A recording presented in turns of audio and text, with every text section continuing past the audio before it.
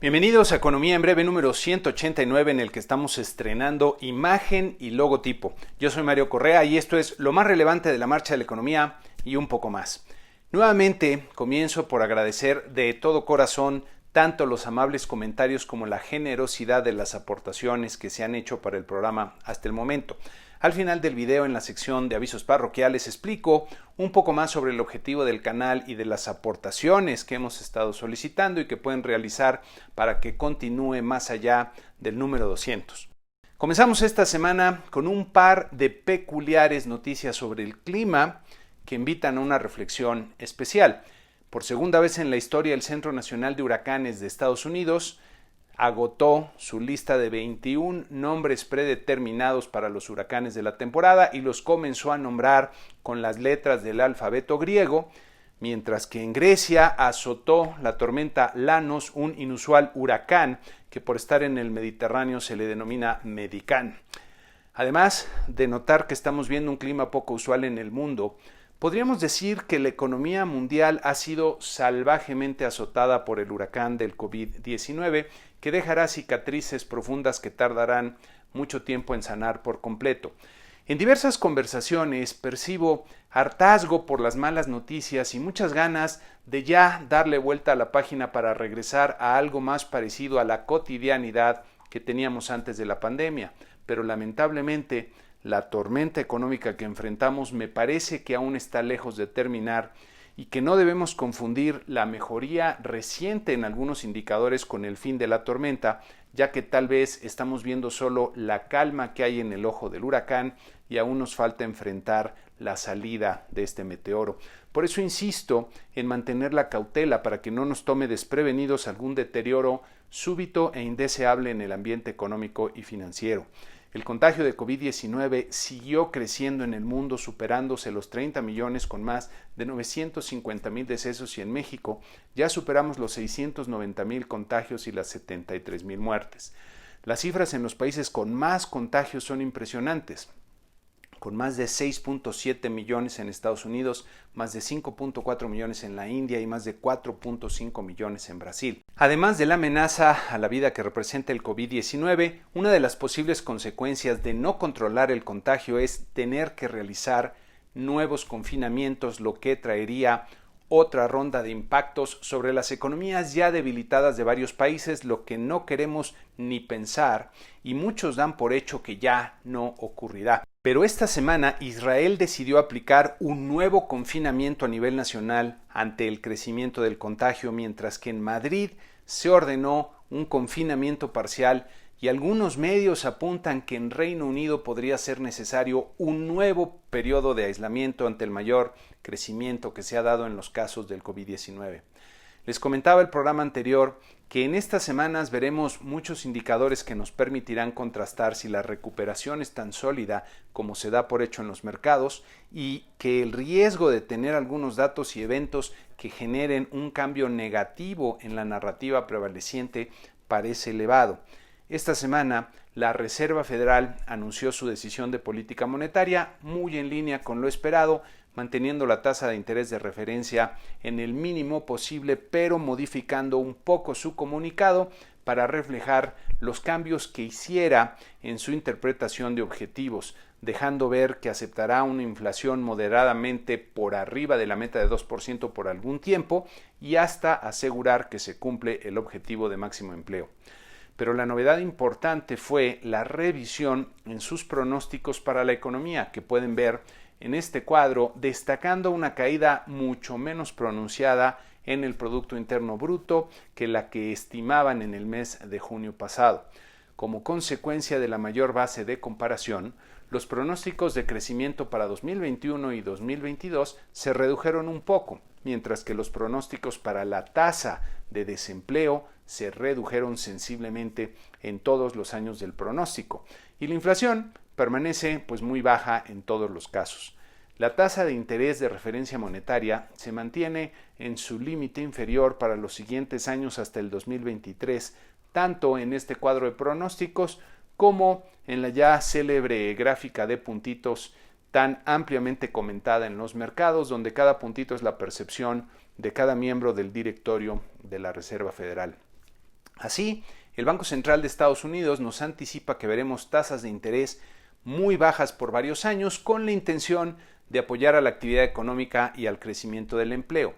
Si bien se puede entender que la Reserva Federal esté tratando de ayudar, habría que preguntarse si esta política es la forma más adecuada de hacerlo, ya que implica riesgos y costos importantes. Tener una tasa de interés ultra baja y dinero barato resulta muy reconfortante para los hogares, empresas y gobiernos altamente endeudados. Pero del otro lado de la moneda están los ahorradores e inversionistas que tendrán muchas dificultades para obtener rendimientos reales positivos, es decir, recuperar y aumentar el poder adquisitivo de su ahorro. Esto representa un problema para los sistemas de pensiones que tendrán que hacer frente a compromisos que se calcularon bajo condiciones muy diferentes. Uno de los grandes riesgos de esta política es que se disfrazan los riesgos en las inversiones y se generan incentivos desafortunados. Por ejemplo, para que los líderes políticos no cuiden el gasto público con la seriedad y prudencia necesarias bajo condiciones normales, porque el dinero es muy barato, dando paso al despilfarro que tendrá que ser pagado por los hogares y las personas en un futuro no muy lejano. Este es uno de los riesgos que hay. Otro de los riesgos relevantes es el de la estabilidad del sistema financiero, especialmente por las implicaciones para los bancos que estarán bajo mucha presión, especialmente porque aún no sabemos qué tan fuertes serán las pérdidas en sus carteras de crédito producidas por el desplome económico y si las reservas que se han venido constituyendo y ampliando alcanzarán para hacerle frente. Es por ello que las autoridades financieras en todo el mundo están atentas y la propia Reserva Federal publicó los escenarios de supervisión para realizar nuevas pruebas de estrés al sistema bancario, cuyos resultados se publicarán al final del año, anticipando que pronto se anunciarán si continuarán las medidas que habían recomendado a los bancos para preservar sus niveles de capital, por ejemplo, con el no pago de dividendos durante un trimestre. Aprovecho aquí para recordarles que si el programa les parece útil, se suscriban al canal de YouTube, que le den like y lo compartan entre aquellos a los que puede ser también de utilidad y que aporten la cantidad que les parezca justa y razonable de acuerdo con sus posibilidades, con todas las opciones que ven aquí para que me ayuden a encontrar el valor que tiene el programa y determinar si merece continuar más allá del programa número 200. Al final, en la sección de avisos parroquiales, comento con más detalle la explicación de este tema. Regresando a los temas económicos, esta semana tuvimos datos muy importantes en Estados Unidos para evaluar cómo va justamente la reactivación de su economía.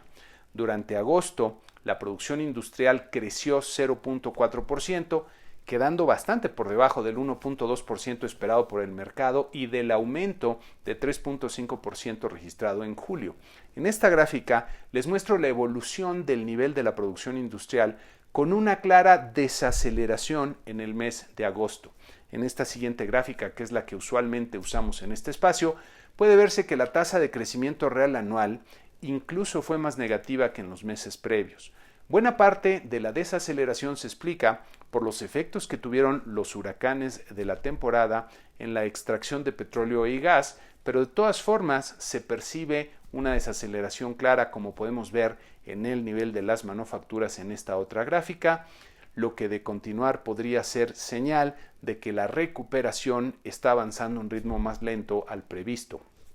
La utilización de la capacidad instalada en la industria aumentó de forma casi imperceptible, como podemos ver en esta gráfica, alcanzando en agosto 71.4%. En esta otra gráfica de mayor plazo, podemos ver que en el 2010 le tomó a la industria casi un año recuperar un nivel de 75% de utilización a partir de un nivel como el que tenemos actualmente. Por otro lado, las ventas minoristas crecieron 0.6% en el mes de agosto, quedando también por debajo del 1% previsto por el mercado, pero alcanzando una tasa de crecimiento real de 2.5% respecto al mismo mes del año anterior, y como podemos ver en esta gráfica, sumaron ya 3 meses consecutivos de tasas positivas. En esta otra gráfica podemos ver que las ventas minoristas sí se han recuperado notablemente, estando ya cerca de recuperar incluso la tendencia que tenían antes de la pandemia. Para ello ha sido fundamental el estímulo fiscal sin precedentes que instrumentó el gobierno estadounidense para llevar dinero a los hogares que perdieron sus ingresos por el aislamiento. Lo que estamos viendo en los indicadores de agosto de Estados Unidos es que el ritmo de la reactivación parece que se está frenando un poco más rápido de lo que se esperaba. Habrá que ver si más indicadores confirman este comportamiento, lo que podría generar una nueva ronda de revisiones en las perspectivas de crecimiento del año.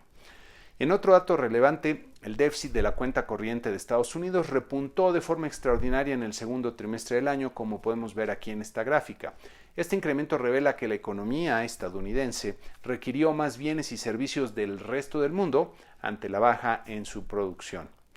Los mercados accionarios presentaron una nueva baja, ahora menos marginal durante la semana, con nuestro promedio de 10 índices accionarios perdiendo 0.5%. Hay que notar que los mercados accionarios en Estados Unidos continuaron con una tendencia a la baja, como vemos aquí en la última parte de esta gráfica en el índice del Standard & Poor's 500.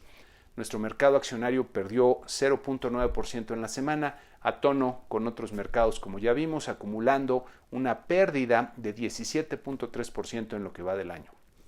Nuestro tipo de cambio siguió fortaleciéndose y tocó brevemente niveles por debajo de los 21 pesos por dólar, apreciándose 0.7% para terminar en 21.14 pesos por dólar. En esta gráfica podemos ver el comportamiento del peso frente al dólar durante el año, depreciándose 38% de finales de febrero a principios de abril para apreciarse 16.8% desde entonces y acumular una depreciación de 14.9% respecto al punto más bajo observado en el año justo antes de que la pandemia detonara la inquietud en los mercados. En México no hubo indicadores relevantes, pero esta semana trascendió en los medios una carta enviada por la Barra Internacional de Abogados al secretario de Hacienda Arturo Herrera para compartirle su preocupación por el desafío a la independencia de abogados, la observancia del debido proceso y el Estado de Derecho por miembros de su administración, señalando que el SAT y la Procuraduría Fiscal han abiertamente amenazado al Estado de Derecho ante reportes de advertencias hechas a los contribuyentes para que se abstengan de utilizar a sus abogados en procedimientos de acuerdos administrativos e incluso amenazas de proceder penalmente contra contribuyentes que omitan llegar a un acuerdo. Señalan también en esta carta que la ley no puede aplicarse caprichosamente, mucho menos en tiempos de crisis, y lo invitan a él, es decir, al secretario Herrera y a su equipo, a que respeten el debido proceso, permitan el acceso de representación legal independiente de los ciudadanos y el apego al Estado de Derecho en todas sus actividades. No he visto que haya hasta el momento alguna respuesta por parte del secretario Herrera, pero sin duda será importante ante la seriedad de estos señalamientos.